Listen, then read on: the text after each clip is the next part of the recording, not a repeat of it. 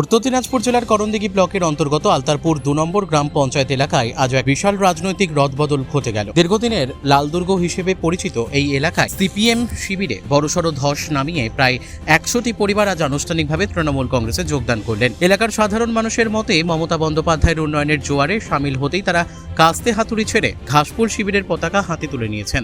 আলতারপুর ২ নম্বর গ্রাম পঞ্চায়েত এলাকার এই বর্ণাঢ্য যোগদান সভায় প্রধান অতিথি হিসেবে উপস্থিত ছিলেন উত্তর দিনাজপুর জেলা পরিষদের সভাধিপতি পম্পা পাল এবং করণদিঘি ব্লক তৃণমূল কংগ্রেসের সভাপতি সুভাষ সিনহা।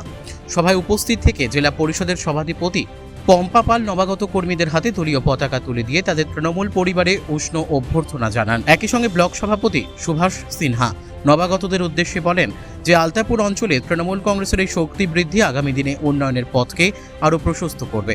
১০০টি পরিবারের এই গণযোগদানের ফলে আলতাপুর ২ নম্বর গ্রাম পঞ্চায়েত এলাকায় সিপিএম কার্যত অস্তিত্ব সংকটে পড়ল বলে মনে করছে রাজনৈতিক মহল। আজকের এই কর্মসূচিকে কেন্দ্র করে স্থানীয় তৃণমূল কর্মীদের মধ্যে ব্যাপক উন্মাদনা ও উল্লাস লক্ষ্য করা গেছে। রায়গঞ্জের নিশীথ সরণিতেই মিলছে ফ্যাশনের সেরা কালেকশন।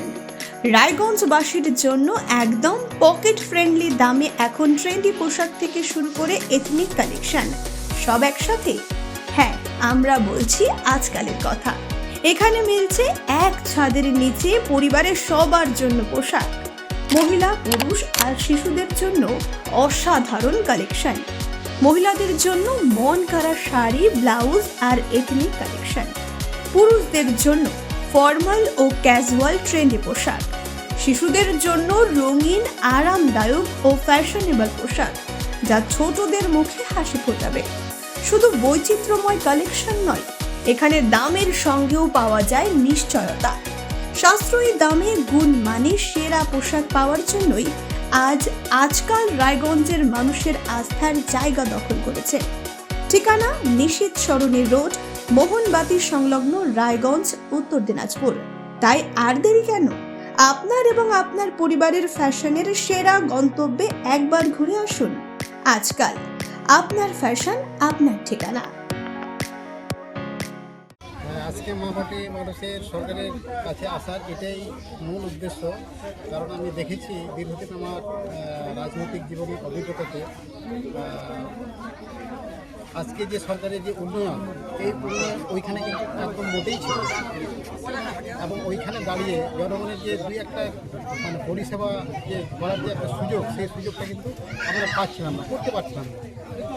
তো এই উন্নয়নের ধারা দেখে আজকে আমরা শপথ নিয়েছি যে মামাটি সরকারের সঙ্গে থেকে আমরা যাতে জনগণের সেবা করতে পারি, তাদের যাতে পাশাপাশি থাকতে পারি, এই উদ্দেশ্যে আজকে আমাদের এই মামাটি সরকারের সঙ্গে আজকে জয়েন করা। কতজন? মোটামুটি আমার এই পঞ্চায়েত সমিতি যে সিটটা আছে এখানে আমার কম করেও তো ১০০ পরিবার হবে। আজকে আমাদের আর একটা কর্মসূচি ছিল, যেটা আমাদের সভাধিপতি পম্পা পাল কিছুক্ষণ আগে বক্তব্যের আকারে কিছু বললেন, যে ৩১ তারিখে আমাদের সম্মানীয় আমাদের সাধারণ সম্পাদক অভিষেক ব্যানার্জি আমাদের করণদিঘির মাটিতে পদার্পণ করবেন, তারই একটা প্রস্তুতি সভা ছিল। তার আগে বলাই ভাইয়ের নিমন্ত্রণ ছিল যে আজকে এই বুথে প্রচুর সংখ্যক আদিবাসী সম্প্রদায়ের মানুষ বিভিন্ন দল থেকে আমাদের মামাটি মানুষের দলে যোগদান করবেন, সেরকম একটা আমন্ত্রণও পত্র আমাকে বলেছিলেন মোটামুটি ৩-৪ দিন আগে। আসলে এটার জন্য দুটো প্রোগ্রাম একসাথে হয়ে গেল, সত্যি খুব ভালো লাগছে।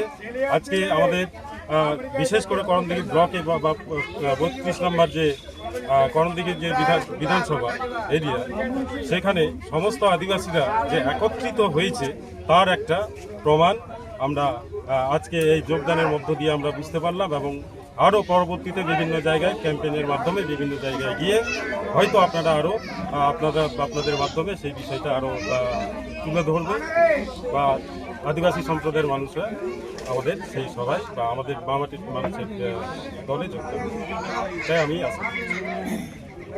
করণদিঘি থেকে বিথিকা পালের রিপোর্ট, পুলিক নিউজ।